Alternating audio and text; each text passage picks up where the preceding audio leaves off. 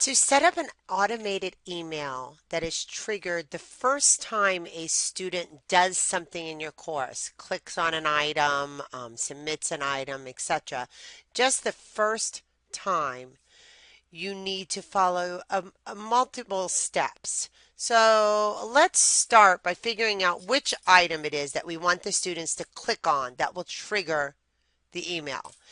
In this case, I'm going to go ahead and have the Start Here folder be the item that the students have to click on, and then they'll get an email in their inbox with some other information, maybe a welcome to the class or a good job for finding that Start Here folder and now continue. You don't want them to get that message every time they click on the Start Here folder, just this one time. In order to do this, you start off by going to the settings. You need to make sure that you are in advanced. If you're not sure how to change your settings so that you're always in advanced, you can do that through the preferences, and you can see another video on how to do that. You're going to go to the Automate tab. Now right here I have this action set up, and you might want to pause and just kind of take a look at that for a moment to see what it's supposed to look like. But I'm going to show you how you can set that up. If you go to your action editor, you'll get this little pop-up window. And again, these are my actions all set up. Now I'm going to edit mine, and you would just go to Add New. I'm going to edit the very first action here. All right, if you look at the action editor I have here, the action I have set up is to do mail on internal settings. Now I'm going to cancel for just a second and show you. If we went to New, you would go to Mail Internal, and you'd get this box to fill out. So back to editing mine, I'm on Mail Internal Settings. You decide who the message is coming from. I have it coming from me. And I'm having it being sent to the user. And I want their name to show up in the inbox. So I'm using a token here of $user_ID $. I give a title to my message, just the subject of my message. Mine in this case is welcome. Some message text, welcome to this course. You can make this message as long as you want. If you're comfortable putting HTML code into something, you can use HTML code in this message area. You don't need to worry about these optional things right here. What you need to worry about is this event setting. And you start off with the event, and I'm setting this so that when the user views this item, the email gets sent. But here's the special part, and this is what keeps them from getting that email every single time they view it. You need to add this criteria in, and the criteria is $enter underscore course underscore once $, equals 0. I'm going to pause again for a moment in case you want to write that down.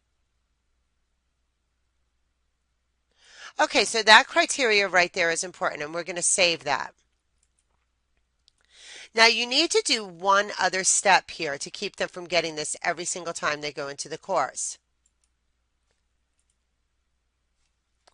So this time, let me again cancel that. See, you'll see this one says View Setvar.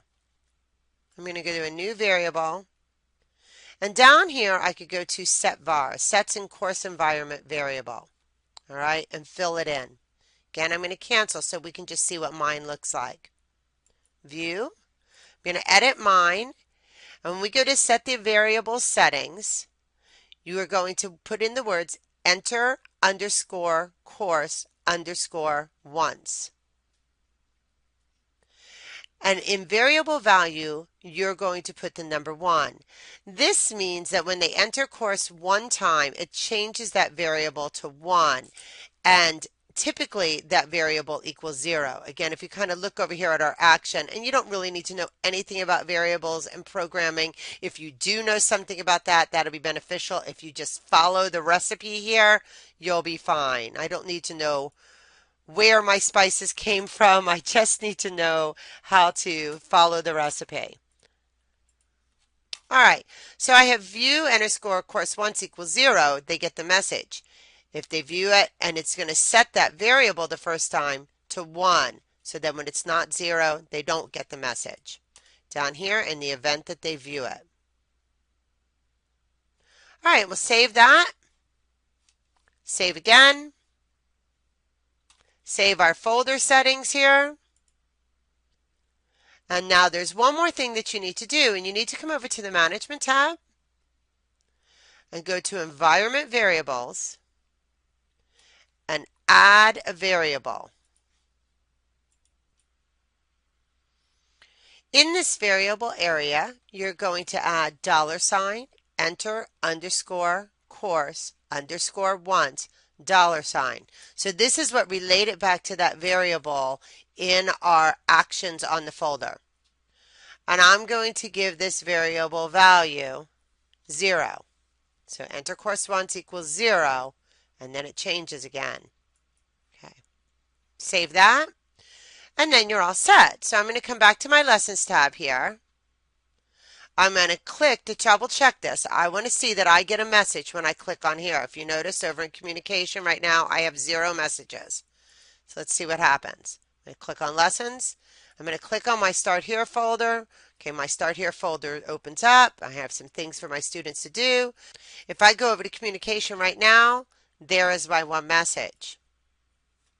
And there's my welcome message to myself. All right, so that's your way of testing it.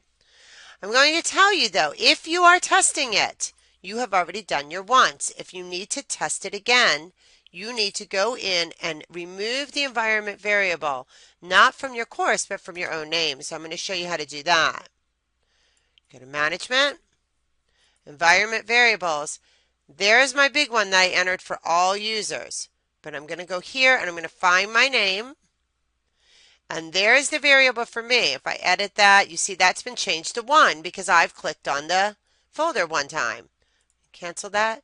So I'm going to delete this so that I can test again. If I don't delete that, I cannot continue testing, whether I'm in as myself or whether I'm previewing as a student or whatever. This action is a really great action to use in combination with things. If you'll notice, I have the do your tasks, these tasks first, and there's some locks on these things. If we were in on student view, students would only see this until they did that, and then this would open up, and this, and this.